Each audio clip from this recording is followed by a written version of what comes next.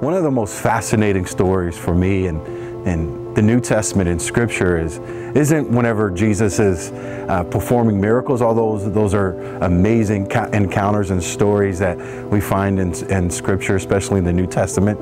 But for me and my personal story in my life, and also for maybe many of you, I find whenever Jesus is washing the feet of the disciples in John 13, he's coming in one of his last few hours of his life before he goes to the cross, and he decides to take off his garment and put on a towel just like this one.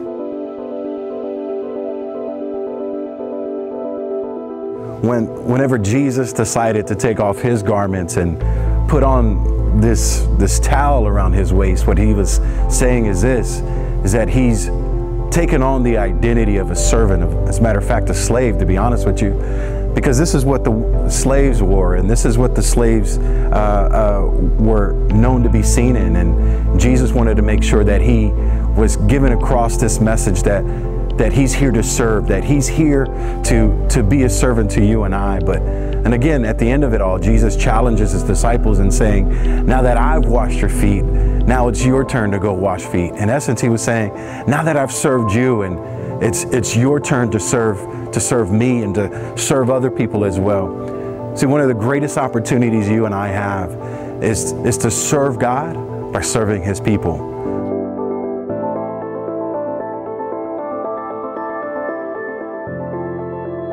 Are you willing to put this towel on?